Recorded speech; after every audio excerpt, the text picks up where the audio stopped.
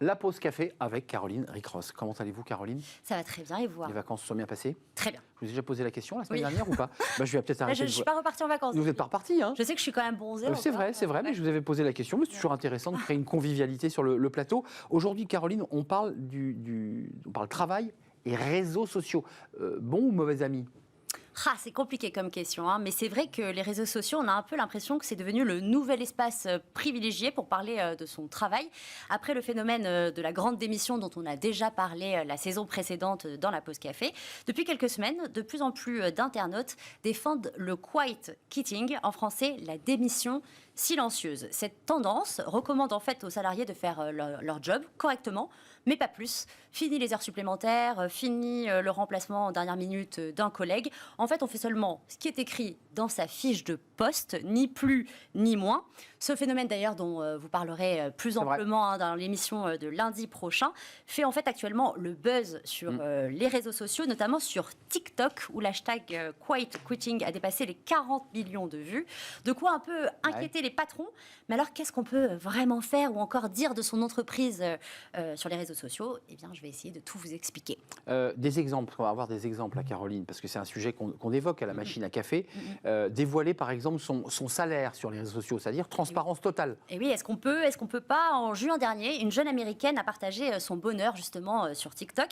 Et pour cause, en fait, la jeune femme qui s'appelle Lexi Larson est passée d'un salaire de $70 000 à l'année dans une agence de marketing à $90 000 pour un poste dans une autre entreprise dans le secteur technologique. Et en fait, elle a posté des vidéos sur son compte TikTok où elle expliquait un peu comment elle avait fait pour atteindre ce salaire-là, $20 000 supplémentaires. C'est ça, elle était très contente. Ça n'a pas vraiment plu à ces nouveaux employeurs quand même qui ont décidé de la virer. L'histoire, heureusement, s'est bien terminée puisqu'elle a réussi à se faire rembaucher par son ancien patron. Mais en tout cas, elle s'est fait virer pour avoir dévoilé son salaire sur les réseaux sociaux. Donc elle est repassée à 70 000.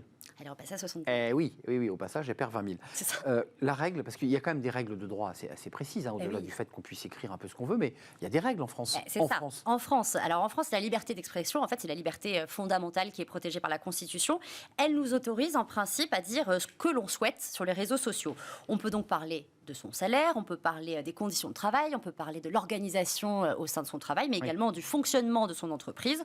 En fait, vous êtes libre de dire ce que vous souhaitez et vous ne pouvez pas être sanctionné par votre employeur pour cela. Évidemment, il y a quand même des limites, et les limites, c'est les abus, comme d'habitude. Il y a une petite jurisprudence quand même sur le sujet. Petite jurisprudence. D'ailleurs, on va donner quelques exemples. D'abord, en tant que salarié, en fait, on a tous une obligation de discrétion et de loyauté envers son entreprise. Vous ne pouvez donc pas, par exemple, dévoiler des informations confidentielles qui ne doivent pas être révélées. Le salaire, par contre, n'est pas une information confidentielle. Donc, on peut dévoiler son salaire. Par contre, une salariée a été condamnée par la Cour de cassation parce qu'elle avait publié sur son compte Facebook une photo de la nouvelle collection d'une marque de prêt-à-porter. Et là, pour le coup, c'était confidentiel puisque cette collection, elle n'avait été présentée qu'à certains salariés de l'entreprise. C'est vrai, lors d'une soirée de présentation privée. Elle était forcément condamnée. Ensuite, si vous avez le droit de parler et même de critiquer votre entreprise ou même votre employeur sur les réseaux, on n'a en revanche pas le droit de dénigrer, de diffamer ou encore de porter préjudice. Et là aussi, il y a une jurisprudence, notamment de journalistes qui avaient critiqué leur rédacteur en chef dans l'Est de la France. Est-ce qu'on a le droit d'utiliser justement ces réseaux sociaux, donc son réseau social, sur son lieu de travail? Oui, c'est ça. Est-ce qu'on a le droit pendant ses heures de travail? Alors oui, d'après l'article L1121-1 du Code du travail. Vous avez fait droit, vous, hein? J'ai un peu galéré quand même pour dire le L1121 qui bien. pose le principe. Alors le principe, c'est quoi? Nul ne peut apporter aux droits des personnes et aux libertés individuelles et collectives de restrictions qui ne seraient pas justifiées par la nature de la tâche à accomplir ni proportionnées au but recherché.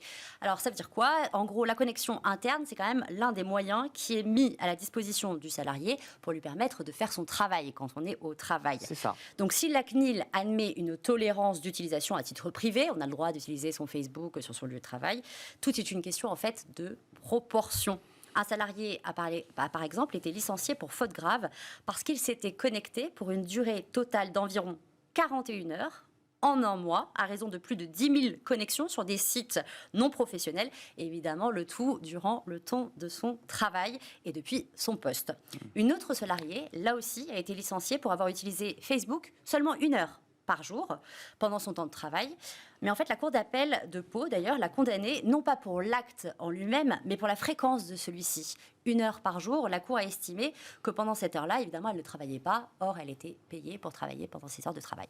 Alors, est-ce que l'employeur peut nous obliger à justement utiliser nos propres réseaux sociaux, là, cette fois-ci, pour utiliser les salariés comme ambassadeurs de l'entreprise? C'est ça. Parce que ça marche très fort, ça aussi. Ça marche très fort, on va en parler, mais non. Là, l'entreprise est plutôt d'accord, là. L'entreprise est plutôt d'accord, mais non, sauf si cela est contractuellement fixé. Sans accord, en fait, votre employeur ne peut pas vous forcer, par exemple, à publier sur vos propres réseaux, vos réseaux personnels, des posts de l'entreprise. Il ne peut pas non plus vous contraindre à vous identifier sur vos réseaux comme faisant partie de cette entreprise en question. Alors, par contre, prudence, parce que si jamais, sans que notre employeur nous le demande, on décide par nous-mêmes de publier des posts de l'entreprise, etc., eh bien là, on a un devoir de loyauté et de retenue qui s'applique. Petite subtilité toutefois, parce que forcément le droit, il y a toujours des petites subtilités. Cette règle, elle est de mise si votre compte est public. Par contre, si votre compte, vos réseaux sociaux sont privés, alors là, pas de problème, le devoir de retenue et de loyauté ne s'applique pas. Ça dépend le cercle que vous touchez, en fait. Réseau privé ou si vous ouvrez sur un mot sur les ambassadeurs pour terminer, les fameux ambassadeurs. Justement, les réseaux sociaux, en fait, sont devenus un tel enjeu pour la visibilité, justement, des entreprises que certaines d'entre elles n'hésitent donc plus à choisir des employés ambassadeurs. Alors, qu'est-ce que c'est qu'un employé ambassadeur? Eh bien, en gros, ce sont des salariés qui sont encouragés et formés à représenter la marque ou l'entreprise de manière positive sur leur propre réseau. Mais quand même, là encore, rien ne peut être fait sans accord. C'est ça, il faut être libre de le faire sans... En fait, c'est ça la leçon. Ben oui, voilà, si on a envie de parler de son entreprise en bien, on le fait soi-même. On n'a pas besoin du DRH pour nous dicter le texte. Oui. Merci Caroline. Merci. Puis vous avez fait du teasing, effectivement, pour cette émission dont on parlera sur ces salariés qui font le strict minimum. Ce sera lundi prochain. Merci, à la semaine prochaine. Et je ne vous demanderai pas, évidemment, si vous avez passé de bonnes vacances. On fait une courte pause et on s'intéresse à la fonction publique. Alors, il y a eu des débats sur le point d'indice, sur la revalorisation des salaires, notamment dans la catégorie B. On va faire le point sur cette fonction publique qui n'attire plus ou de moins en moins. Comment faire? On fait le point avec nos invités juste après la pause.